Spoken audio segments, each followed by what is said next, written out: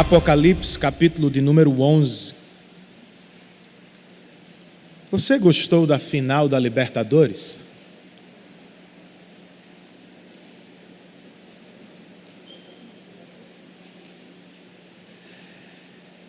Se é flamenguista, deve ter detestado. Mas se não é, deve ter se alegrado muito. É assim mesmo, não é verdade? Teve gente que de tão triste desapareceu no sábado à noite, não tinha como encontrar. E teve gente que de tão alegre aproveitou para aparecer. Alguns da pior maneira possível, outros como o goleiro do Palmeiras, da melhor maneira possível.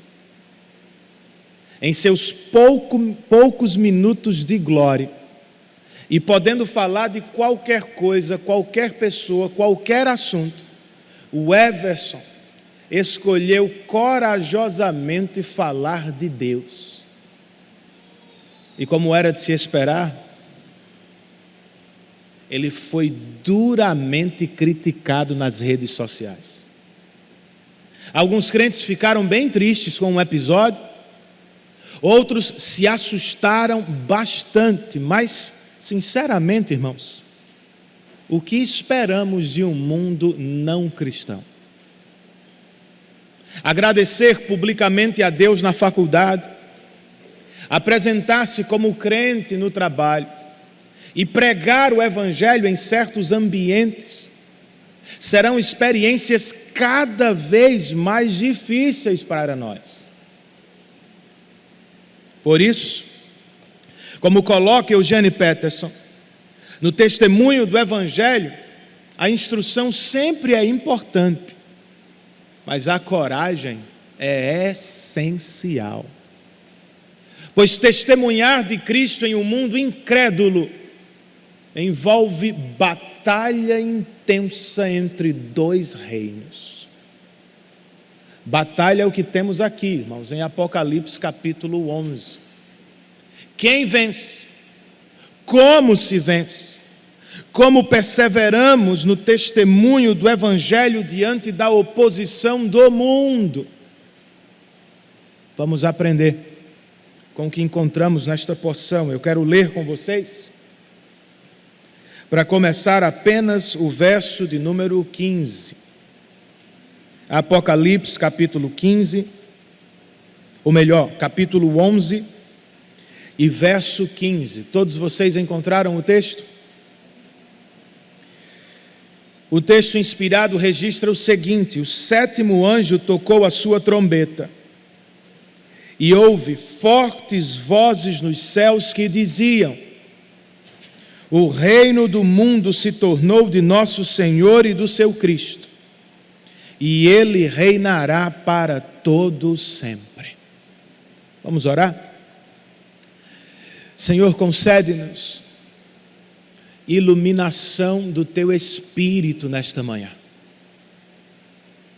Desperte as nossas mentes para as verdades gloriosas de tua palavra. Livra-nos das distrações.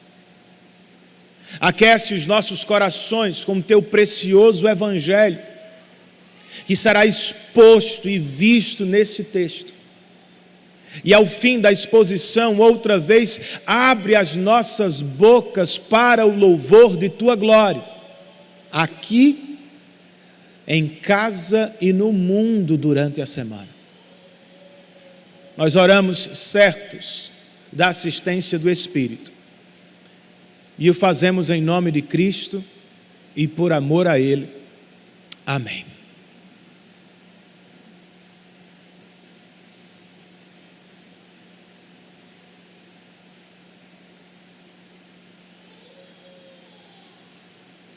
Como vocês devem lembrar, nós estamos em um interlúdio. Nos achamos entre a sexta e a sétima trombetas do Apocalipse. No capítulo 10, a primeira parte do interlúdio, nós ouvimos sobre o chamado da igreja. Como João, nós precisamos comer e profetizar o livrinho de Deus ao mundo. no capítulo 11, a segunda parte do mesmo interlúdio, nós ouviremos sobre este profetizar ou testemunhar da igreja até o fim. E com que objetivo, irmãos? Ou por que temos o capítulo 11 de Apocalipse? Não se trata, como tenho dito, de meramente matar nossa curiosidade quanto às coisas do fim. Não. Este capítulo, como todos os outros do livro, tem por objetivo encorajar os crentes que sofrem no mundo por testemunhar do Evangelho com fidelidade. E como ele vai nos encorajar, este capítulo faz através da memória. Em outras palavras, lembrar de algumas realidades da igreja vai nos fortalecer no testemunho do Evangelho até o fim. Quais são estas realidades, pastor? São 3. A primeira está entre os versos 1 e 2. E eu a chamei de: a igreja será protegida por Cristo até o fim. João escreve no verso 1: deram-me um caniço semelhante a uma vara de medir, e me disseram: vá e meça o templo de Deus e o altar, e conte os adoradores que lá estiverem. Que templo é este, irmãos? Os cristãos dispensacionalistas entendem que se trata de um templo literal, que em algum ponto futuro vai ser construído em Jerusalém. Por isso são sempre pró-Israel politicamente, celebram cada vitória daquela nação, pois a cada movimento político para frente eles pensam: a reconstrução do templo está mais próxima. O problema é que Jesus nunca prometeu reconstruir o templo de Jerusalém. Na verdade, ele prometeu destruí-lo, e o fez. Pois nele, em Cristo, os crentes têm um melhor lugar de encontro com Deus. Os reformados, como já sabemos, em sua maioria são idealistas, ou seja, interpretam o Apocalipse simbolicamente. O simbolismo é o método do Apocalipse, que retrata o tempo em que estamos, entre as duas vindas do Senhor Jesus. Então, em vez de entender o templo como literal, nós o vemos como uma representação do povo de Deus, a igreja. E isso está de acordo com o ensino do Novo Testamento. Por exemplo, os apóstolos Paulo e Pedro falam da igreja ou dos crentes como o templo do Senhor, o santuário do Espírito. De acordo com nossa visão, portanto, o apóstolo João está medindo não um lugar, mas um povo, a igreja de Cristo. E com que propósito, Renan? No interlúdio do capítulo 7, antes do juízo final, os crentes foram selados. Neste, antes do mesmo juízo final, os crentes são medidos com o propósito da proteção. Em Ezequiel, um anjo mede um templo. Em Apocalipse, capítulo 21, outro anjo vai medir uma cidade, com o propósito de dar aos seus habitantes a segurança. A ideia em Apocalipse é a mesma. Deus sabe quem lhe pertence e quem não lhe pertence. E Ele vai proteger os seus até o fim. O mesmo não pode ser dito sobre todos os crentes. Como assim, pastor? Verso 2. João registra o que ouviu. Exclua, porém, o pátio exterior, não o meça, pois ele foi dado aos gentios. Eles pisarão a cidade santa durante 42 meses. O pátio do templo de Jerusalém, nos dias do Novo Testamento, era chamado de o pátio dos gentios. Os estrangeiros podiam ocupar o pátio, mas jamais podiam entrar no templo. Simbolicamente falando, então, parece-me que a mensagem deste verso 2 é a seguinte: há crentes que estão fisicamente dentro do templo, mas espiritualmente estão fora do povo de Deus. Deus sabe quem lhe pertence, e Deus também sabe quem não lhe pertence. E durante 42 meses, o Senhor vai proteger apenas aqueles que são seus, e que aqui são comparados à cidade santa. Os 42 meses, outra vez, retratam o tempo em que vivemos, a era do Evangelho até o retorno de Cristo. E eles nos lembram os 40 anos da peregrinação do deserto, bem como a profecia de Daniel acerca do fim dos tempos. Mas a mensagem é a mesma. Até lá, o Senhor vai proteger aqueles que são seus. É uma mensagem animadora, você não acha? Mas também é desafiadora. Em que sentido, pastor? Bem, talvez você seja o que chamamos de crente ou cristão nominal. Você cresceu em uma tradição cristã, você frequenta uma igreja cristã, você tem familiares e amigos cristãos, e ainda assim você pode não ser um verdadeiro cristão. Sim, você tem a Bíblia, mas você não acredita no que ela prega acerca da condição do homem. Você prefere ouvir o que se prega nas faculdades e no cinema.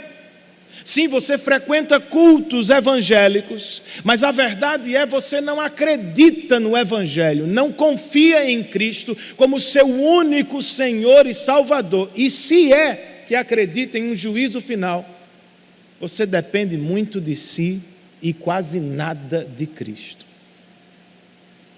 Se este é você, minha sugestão com base no que acabamos de ler é: preocupe-se com seu estado espiritual. Pois de verdade você não está seguro agora. E se morrer assim, muito menos estará seguro na eternidade. Portanto, resolva conversar sobre o assunto com alguém. Peça ajuda ao seu pai. Converse com sua mãe sobre os sinais da salvação.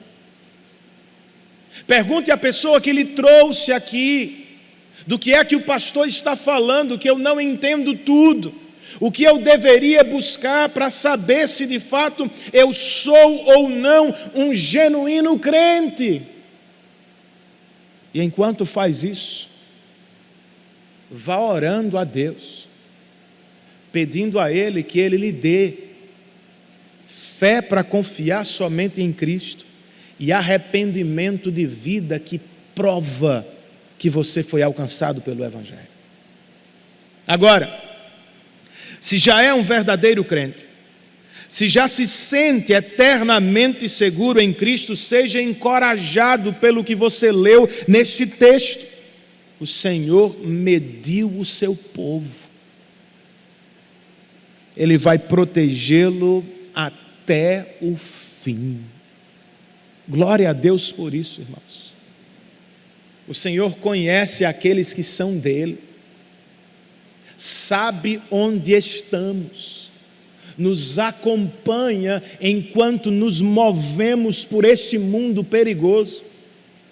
Para usar uma expressão atual e no melhor dos sentidos, o Senhor está nos stalkeando o tempo todo e de muito perto. Louvado seja o nome dEle por isso. Pastor, eu creio, mas por que nem sempre sinto este cuidado? Eu acredito na proteção do Senhor, então por que nem sempre a percebo do meu lado? Se lhe conforta, esta também é a minha experiência. E talvez uma resposta seja: não estamos perto o bastante de Cristo para desfrutar de sua proximidade. Vivemos como se a leitura da Bíblia e a oração não fossem importantes. Mas como vamos nos relacionar com Cristo diariamente, irmãos? Levamos a vida como se o culto a Deus ou a igreja local não fossem valiosos. Por que me esforçar para achar um pequeno grupo com quem congregar de segunda a sexta? Por que me esforçar para não chegar atrasado no culto dominical? Bem, como nós ouvimos, o Senhor tem uma vara de medir de proteção, mas Ele protege aqueles que estão no templo, ou seja, perto dEle. Nosso Supremo Pastor estende a vara da proteção para aqueles que estão próximos. Em meu devocional eu vou me tornando íntimo. Nos nossos cultos públicos eu me encontro com Ele. E em meu pequeno grupo, meus irmãos me ajudam, me protegem, estendem a vara do Senhor sobre o meu coração, sobre o meu casamento, sobre a maneira como eu enxergo o mundo. Se é como crer também, já que estamos falando ao fim do ano, e você já deve ter começado a pensar em resoluções para o próximo, resolva valorizar a igreja de Cristo como você nunca valorizou antes. Resolva começar o ano em um pequeno grupo desta igreja, para partilhar com os irmãos e receber deles graça, bênçãos e proteção do Senhor. Essa é a primeira realidade da igreja que encontramos nesta passagem. Ela será protegida por Deus até o fim. Qual é a segunda? A segunda está entre os versos 3 e 14, e eu a chamei assim: a igreja será militante até o fim. Que batalha devemos ter em mente, irmãos? Os versos 3 a 6 registram: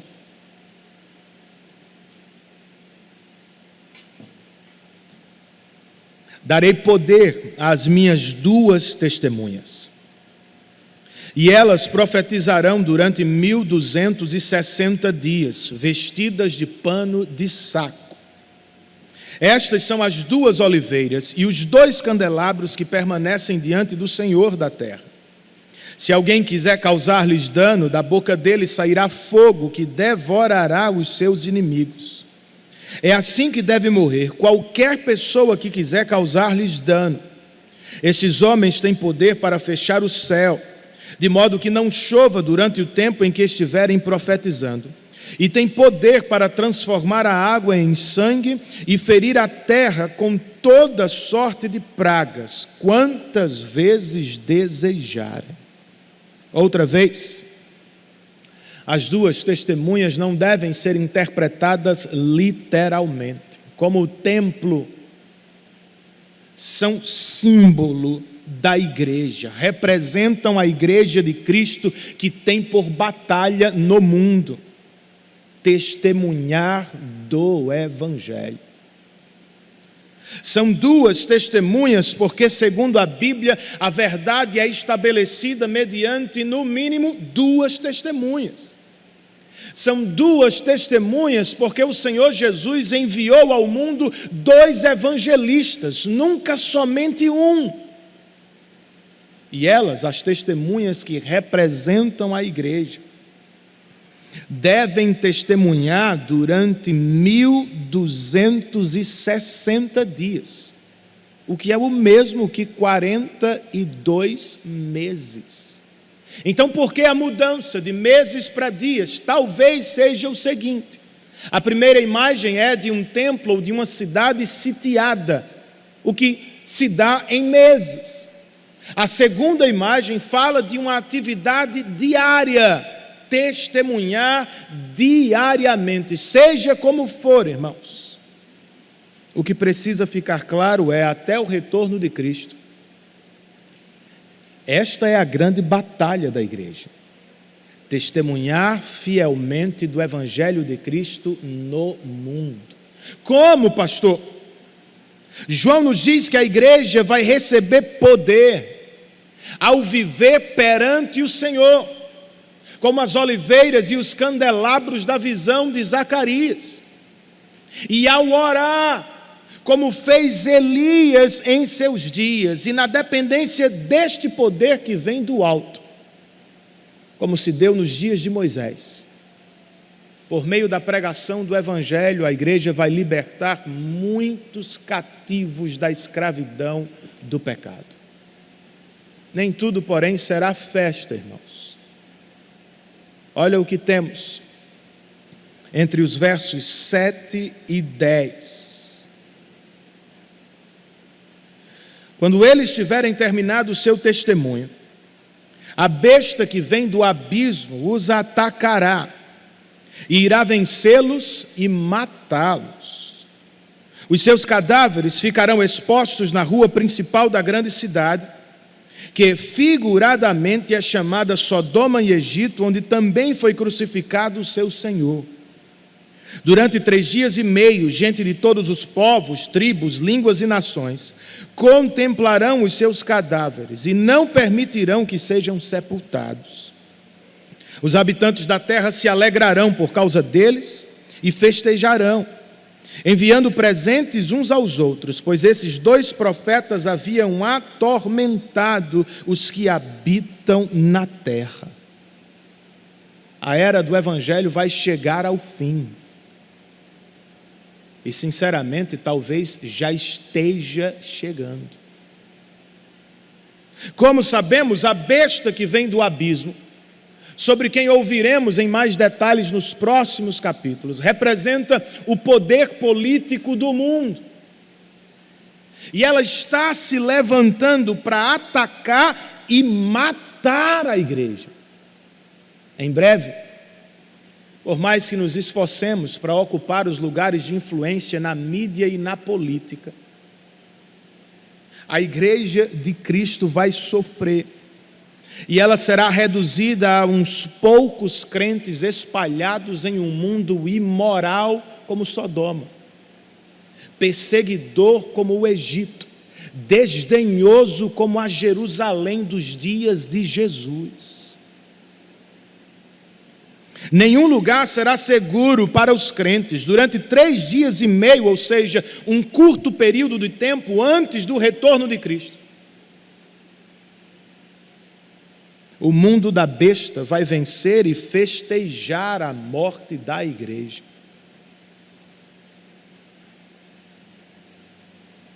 Ninguém mais vai perturbar o mundo ou impedir seu caminho de pecado. A igreja institucional praticamente estará morta nestes dias. Mas ainda temos os versos 11, 12, 13 e 14, irmãos, que registram: mas, depois dos 3 dias e meio, entrou neles um sopro de vida da parte de Deus, e eles ficaram em pé, e um grande terror tomou conta daqueles que os viram. Então eles ouviram uma forte voz dos céus que lhes disse: subam para cá. E eles subiram para os céus numa nuvem, enquanto os seus inimigos olhavam. Naquela mesma hora houve um forte terremoto, e 1/10 da cidade ruiu. 7.000 pessoas foram mortas no terremoto. Os sobreviventes ficaram aterrorizados e deram glória ao Deus dos céus. O segundo ai passou. O terceiro ai virá em breve. A besta achou que tinha vencido, irmãos. E o mundo já celebrava a morte da igreja. Ambos, no entanto, estão enganados. A igreja, assim como o Salvador, vai ressuscitar. O Espírito que trouxe Jesus de volta à vida vai colocar a igreja outra vez de pé no mundo. E todos os habitantes da terra vão ver a igreja subindo ao encontro de Cristo. Não há nada de secreto neste grande dia. E ao mesmo tempo, por obra do Rei que vem julgar o mundo, a criação vai começar a ruir, matando alguns e trazendo pavor a muitos outros homens, sem ter como escapar, e por obrigação, eles darão glória ao Deus dos céus. Infelizmente, porém, será tarde para muitos deles. Pois o terceiro ai, o juízo final estará para chegar. Só que ele ainda não chegou, amigo. O juízo que vem em breve ainda não veio. Por isso, se é alguém que despreza a igreja de Cristo, alguém que menospreza o compromisso dos crentes com Deus e com a Bíblia, seja sábio para a sua salvação. Decida dar glória a Deus de verdade. Pois no toque da última trombeta, os homens vão dar glória a Deus por medo. O mesmo que fazem milhares de pessoas à porta da morte. Mas quem pode garantir que se trata de uma profissão de fé genuína e salvífica? E se for apenas o grito de alguém que tem medo do desconhecido que vem na eternidade? Não deixe para a última hora, não pense que terá tempo sempre. Se o coração se aperta com o pensamento acerca da eternidade, se sua mente o acusa, levando a pensar de si mesmo: eu sou um pecador, por favor, clame a Deus por salvação. Abrace a fé cristã que livra o homem do medo do amanhã. Reconheça que os seus caminhos não são melhores do que os de Deus. E caia de joelhos em adoração agora. Ou então você vai cair no juízo eterno de Deus. E os crentes, Renan, como devem se apropriar deste texto? Primeiro, que ninguém aqui se iluda, gente. Por Jesus e como Jesus, nós vamos sofrer no mundo. A igreja vai perder prestígio e espaço. E os crentes vão perder familiares, amigos, promoções, posições na sociedade. Porque vamos nos enganar. Somos uma pedra no sapato do mundo, que quer viver como a Sodoma imoral, como a idólatra Egito, como a Jerusalém dos dias do Senhor. Sim, pastor, é claro que queremos o crescimento de nossa igreja, mas deixa eu dizer a verdade, talvez nossa igreja diminua nos próximos anos. Sim, eu também quero o sucesso dos meus filhos, que cheguem longe na vida, que façam grandes coisas, mas porque são crentes, talvez não cheguem tão longe assim. Mas eu lhe pergunto, e daí? Por que estamos tão preocupados com a aprovação e as conquistas deste mundo? Em breve, quer tenhamos chegado perto ou longe no mundo, todos nós chegaremos ao céu da glória de Deus. Quer você tenha sido ouvido e aplaudido pelos homens ou não, você ouvirá a voz daquele que vai lhe chamar para subir aos céus. Naquele dia, irmãos, se formos grandes ou pequenos na vida, não vai fazer a mínima diferença. As coisas serão definitivamente invertidas, colocadas na posição certa. Os eleitos de Deus subirão aos céus, e os incrédulos, ricos e pobres, serão julgados e condenados ao inferno. Por isso, esperemos mais da vida vindoura. Desejemos este grande dia mais do que qualquer conquista na vida, e até lá, vivamos para testemunhar o Evangelho no poder do Espírito. De onde vem o poder da igreja, irmãos? O poder da igreja não vem do mundo, se ela tem um prédio ou não, se ela tem pessoas influentes na sociedade ou não. Como ouvimos de João, o poder da igreja vem de se estar perto de Deus. O poder dos casais para manter o casamento, dos pais para discipular os filhos, dos jovens para vencer as tentações, dos crentes para testemunhar no mundo, vem de Deus, e não do que se encontra lá fora. Como aprendemos com o exemplo de Elias, o poder do qual precisamos vem através da oração, que nos coloca bem pertinho do Todo-Poderoso. Perto de Deus, na palavra e na oração, nós temos poder para pregar uma mensagem que verdadeiramente liberta pecadores da condenação e influência do pecado. No poder de Deus, Moisés liderou os hebreus para fora do Egito.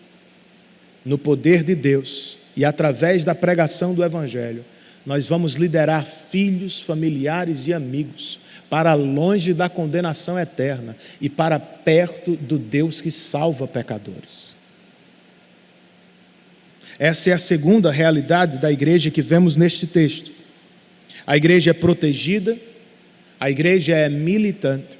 E para terminar, irmãos, a igreja será triunfante no fim.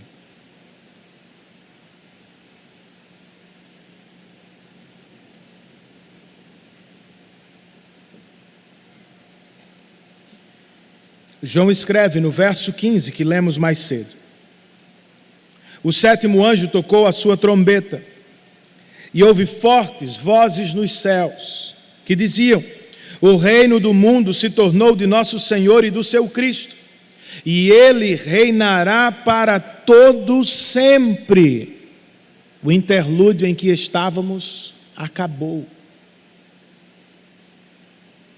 A sétima trombeta foi tocada para anunciar que Cristo voltou. E segundo cantam os anjos, Ele tomou os reinos deste mundo. Vejam isso. Cristo não virá para destruir o mundo. Ele vem para tomar os reinos deste mundo. E então ele e seu filho reinarão para todo sempre. Pastor, mas não reinavam antes? Claro que reinavam. O que acontece é que hoje, irmãos, em muitas situações, Deus parece não reinar. O diabo, os homens poderosos, o pecado parecem ser os reis deste mundo. Uma vez, porém, que o dia do juízo tenha chegado, escreve um comentarista, o pleno resplendor da soberania real de Deus será revelado, pois toda oposição será abolida. É o que os anjos cantam nos céus, e eles não são os únicos. Entre os versos 16 e 18 nós lemos: os 24 anciãos que estavam assentados em seus tronos diante de Deus prostraram-se sobre os seus rostos e adoraram a Deus, dizendo: graças te damos, Senhor Deus Todo-Poderoso, que és e que eras, porque assumiste o teu grande poder e começaste a reinar. As nações se iraram e chegou a tua ira.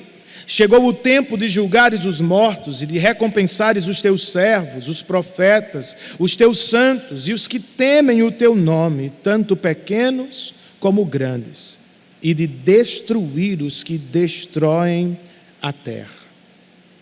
Observem, irmãos, que no hino dos 24 anciãos, os quais também representam a igreja na glória, o Senhor não é mais chamado aquele que é, que era e que há de vir. Por quê? Porque Ele já veio. Os povos se iraram, mataram e tripudiaram sobre a igreja de Cristo. Mas enfim a ira de Deus se revelou no dia do juízo, e no mesmo instante, os que temem o Senhor recebem o galardão. Os que destroem a igreja e a terra recebem destruição. E o que nos resta agora, depois do retorno de Cristo e do juízo final? Verso 19. Então foi aberto o santuário de Deus nos céus, e ali foi vista a arca da sua aliança. Houve relâmpagos, vozes, trovões, um terremoto e um grande temporal de granizo. A arca da aliança sempre foi o símbolo máximo da presença de Deus entre o seu povo. Contudo, por causa do pecado, ninguém podia vê-la a não ser o sumo sacerdote, e isto uma única vez por ano. Esta não é mais a realidade segundo o Apocalipse. Por causa da morte vicária de Cristo, não apenas o véu do templo de Jerusalém foi rasgado, mas o próprio santuário de Deus na glória foi aberto para os crentes. O mesmo não pode ser dito acerca daqueles que não são templo de Deus verdadeiramente. Segundo o que lemos, enquanto alguns se alegram no céu, porque estão na presença imediata de Deus, outros serão atingidos por relâmpagos, terremotos, tempestades temporais. É mais uma foto do juízo de Deus que vai cair sobre o mundo que não reconhece a Cristo como Senhor e Salvador. Por agora, irmãos, e para terminar, eu quero me voltar para a condição eterna dos crentes, no grande dia do retorno de Cristo, do que desfrutaremos. Nós desfrutaremos da plenitude do reino de Deus. Não é o que experimentamos agora. Nossa experiência é misturada, dividida. São dois reinos em atuação, que trabalham e batalham por nossas mentes e corações. Por isso, em alguns momentos da vida, nós temos a impressão de que já estamos na plenitude do reino.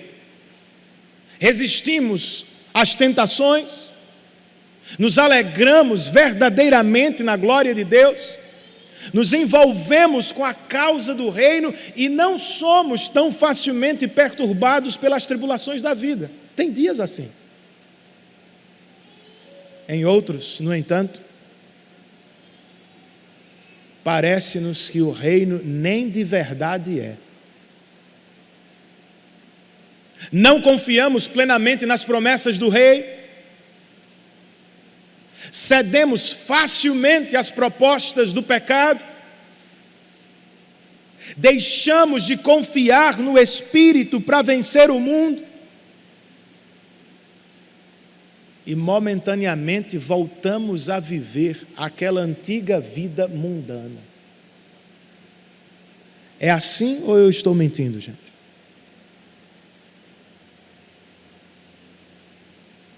Enquanto conversávamos em nosso PG outro dia, um irmão disse: eu acho que a ansiedade é o meu espinho na carne, eu não vivo um dia sem lutar com ela. Outra irmã compartilhou: eu sonho com o retorno de Cristo, pois Ele vai pôr um fim aos meus medos e pecados, nunca mais eu terei que me entristecer comigo mesmo. Ela está certa, irmãos. O toque da última trombeta vai nos levar à plenitude do reino de Deus. O Senhor Jesus não vai apenas tomar os reinos deste mundo, Ele vai matar o reino do pecado em nossos corações. Que alegria será a nossa, hein? De nunca mais lutar contra o pecado, nunca mais perder para o pecado. Além desta bênção, o retorno de Cristo ainda trará o que chamamos de galardão. Na NVI, recompensa. Do que estamos falando, irmãos? A presença desta palavra na canção dos anciãos não sugere que vamos receber algo porque merecemos, ou que somos salvos porque fizemos por merecer. Claro que não, você sabe que não é assim. Nós merecemos por nossos próprios pecados o juízo de Deus, a condenação eterna, o inferno. Nós somos salvos apenas por graça de Deus e por obra de Cristo na cruz do Calvário. Amém? Então os anciãos não podem estar se referindo à salvação. Eles estão falando daquilo que Cristo vai dar aos seus servos por seu trabalho e ministério na era do Evangelho. Jesus vai recompensar os crentes que trabalharam pela causa do Evangelho. Se é assim, alguns crentes grandes aos olhos deste mundo talvez recebam bem pouco de Cristo naquele dia, porque quase nada talvez tenham feito pela causa do Evangelho na vida. Outros crentes, por sua vez, pequenos neste mundo, desconhecidos da sociedade, serão grandemente recompensados por Cristo naquele dia, pois em seus lugares, sem visibilidade, sem holofote, eles foram fiéis e trabalharam pela causa do Evangelho. Naquele grande dia, maridos e esposas que lutaram pela santificação do casamento nos piores dias da vida, os pais que fizeram de tudo para criar seus filhos no temor do Senhor, os crentes que se gastaram na missão da evangelização e do discipulado, os profissionais e empresários que investiram em missões, e os missionários que deixaram tudo para trás para pregar o Evangelho em outros campos, todos esses ouvirão o que está registrado na parábola dos talentos. Jesus vai lhes dizer: muito bem, servo bom e fiel. Você foi fiel no pouco e eu o porei sobre o muito. Venha e participe da alegria do seu Senhor. Por fim, irmãos, vamos nos alegrar, porque mais do que qualquer galardão ou recompensa, o retorno de Cristo vai nos trazer a própria presença de Deus. O que poderia ser melhor do que isso em sua plenitude? Vocês sabem, nossos primeiros pais, porque pecaram, foram expulsos da presença imediata de Deus. Por pura graça, mais tarde, Deus, por assim dizer, se acomodou, se adaptou à situação dos homens e passou a viver entre o seu povo em uma tenda, o tabernáculo. Mas sua presença era mediada, limitada para os seus adoradores. Séculos depois, Cristo, a segunda pessoa da Trindade, habitou entre nós, esteve entre nós como um homem. Ele se fez um de nós e armou temporariamente uma tenda no nosso meio. E diz João, nós vimos a sua glória. Mas isso não durou muito. Ele morreu, ressuscitou e ascendeu aos céus. Mas para não nos deixar órfãos, Ele nos prometeu seu Espírito, o Consolador. E por meio deste, Ele disse, estarei com vocês até o fim dos tempos. Já é muito bom, você não acha? Mas vai ficar melhor, irmãos. No dia do retorno de Cristo, nós seremos levados à própria presença real, imediata e gloriosa do nosso Deus. Se é como crê, meu irmão, lute no seu coração para não se encantar demais com este mundo. Se é como crê, minha irmã, lute no seu coração para não se entristecer demais com os sofrimentos deste mundo. Nada poderá ser melhor do que estar face a face com Cristo na glória. E nenhum sofrimento desta vida pode nos roubar a esperança da glória vindoura, irmãos. Vocês se lembram daquela menininha com síndrome de Down, sobre quem eu já falei aqui outra vez, que ouvindo falar do retorno de Cristo, correu para a janela da sala e ficou ali? Uma professora cristã, também especial, cheia de limites no corpo, pregava para as crianças e em dado momento ela disse, Jesus vai voltar. Quando Ele voltar, nossas mentes, crianças, nunca mais terão dificuldade de concentração. Nossas mãos nunca mais vão se enfraquecer na hora de segurar alguma coisa. Os nossos pés nunca mais vão vacilar enquanto andamos. Enquanto ela falava, esta criancinha, cheia de fé no coração, se levantou e foi para a janela. E começou a olhar para as nuvens. A professora perguntou, minha filha, o que é que você está fazendo? Ela disse, eu quero ser a primeira a ver Jesus voltando para buscar o seu povo. Você também quer? Sonha com isto mais do que qualquer outra coisa na vida? Deseja este dia? Então tire os olhos das glórias deste mundo, dos sofrimentos passageiros desta vida e coloque-os no Senhor. Em breve, irmão, seja qual for a situação do país, do mundo, da sua casa, do seu corpo, do meu, a última trombeta vai soar e o nosso Redentor vai surgir nas nuvens para nos levar à glória.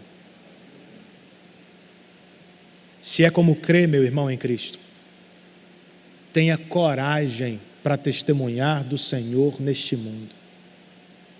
Não tenha medo dos homens. Como a igreja de Jerusalém orou, ore a Deus por ousadia, para não se esconder na escola, para não fugir no trabalho, para não temer o sofrimento. Ore a Deus para ter coragem de se identificar com Cristo no mundo, de falar dele em qualquer situação, de se apresentar como um crente. E se ainda não é um crente, mas é amigo do Evangelho, é alguém que nos visita com alguma regularidade, e quem sabe nos últimos dias começou a pensar sobre a possibilidade. Bem, talvez esteja pensando, lidando com temas do tipo morte, céu, inferno, salvação. Se você está pensando sobre isso, e o Espírito está operando no seu interior, talvez você nem saiba. Tenha coragem para receber aquilo que Deus fez por você em Cristo, para se associar a Ele em uma igreja local, para dizer aos seus amigos, familiares e ao mundo que você agora é um cristão que foi salvo e remido pelo sangue do Cordeiro. É o que nós vamos celebrar, irmãos, agora. Como uma singela mesa, nós vamos professar nossa fé outra vez, publicamente, a fim de edificar uns aos outros e de receber o que Deus nos promete através dela: graça e encorajamento. Quero convidar você agora a fechar seus olhos, a orar pelo que você ouviu. E se é um crente, vai participar da mesa conosco, a se preparar para isso.